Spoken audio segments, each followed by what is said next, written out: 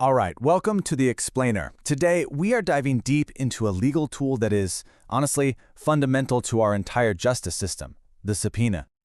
Okay, so I want you to imagine this for a second. You get an official-looking document in the mail. And nope, it's not a bill, it's not junk mail. It's a direct command from a court telling you that you have to provide information.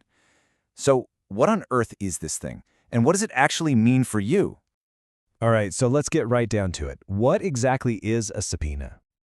Well, at its core, a subpoena is a formal, legally binding order a court uses to basically force someone to do one of two things. Either show up and talk, provide testimony, or hand over specific stuff, like documents and other evidence.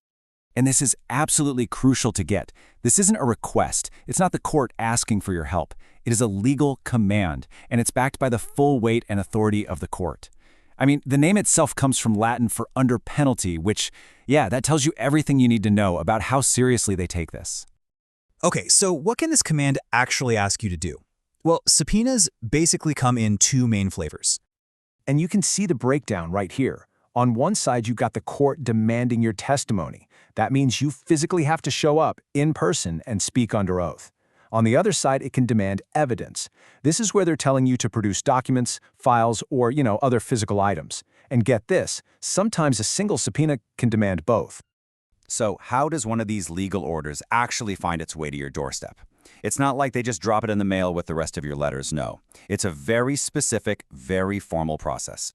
First up is issuance. That's when a court officer or an attorney actually creates the order.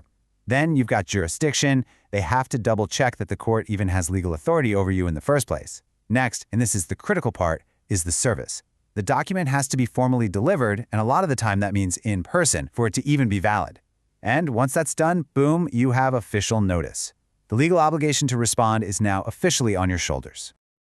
All right, so that document is now in your hands. You're at a crossroads, really. You have this brand new legal duty to respond, but, and this is important, you also have rights. And in the legal world, there's a specific term for this new obligation. They call it a burden. And honestly, what a fitting word, right? It just perfectly captures the weight of the situation, because now you're stuck balancing this legal duty against your own personal life and your fundamental rights. So when it comes down to it, you basically have two main paths forward. The first one is pretty straightforward. You just comply. You show up, you testify, you hand over the document, done. But the second path, that's to challenge the subpoena itself. So if you decide to go down that second path and challenge it, your main tool is something called a motion to quash. It's basically a formal request you file with the court arguing, hey, this order should be canceled and here's why. But here's the catch, and it's a big one. You can't challenge a subpoena just because you don't feel like it or it's inconvenient. No way.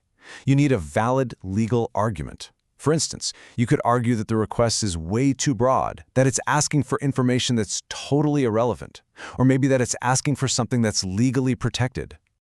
And one of the strongest legal arguments you can make is privilege. Now, this concept is really all about balance.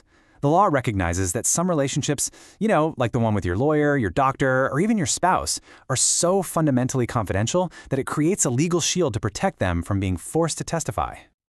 Okay, so you've made your choice. You're either going to comply or you're not. So, what happens next? Well, let me tell you, the outcomes of these two paths could not be more different. Look, if you comply, it's simple. You fulfill your legal duty. You show up, give the testimony or the documents, and your part in this is pretty much done. But if you just ignore the subpoena without successfully challenging it first, well, now you're on the path to non-compliance, and that, my friends, comes with some very serious consequences. Ignoring a subpoena can land you in what's called contempt of court. And this is basically the judiciary's big hammer for enforcing its own authority. It is a formal punishment for disobedience, and it can mean anything from big fines to even jail time. It's how the court makes sure its commands are taken seriously. Okay, so we've gone through the nuts and bolts of how it all works, but now let's zoom out for the big picture. Why does this whole system of legal compulsion matter so much? You can think of it like this.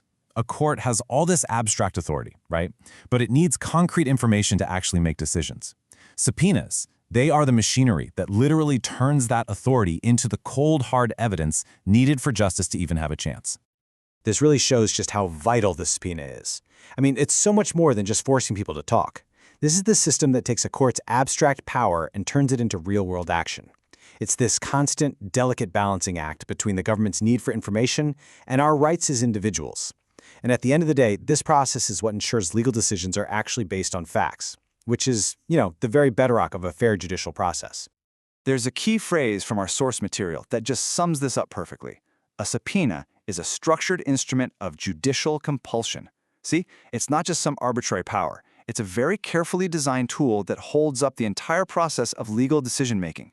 So as we wrap this up, we're kind of left with this big question, aren't we? Is a subpoena a necessary tool for justice, or is it an instrument of just immense power? The truth is, it's both. It's clearly essential for uncovering the truth and making sure justice is served, but at the very same time, it represents an incredible amount of state power over every single one of us. And understanding how it all works, well, that's the first step to really appreciating that incredibly delicate and incredibly important balance.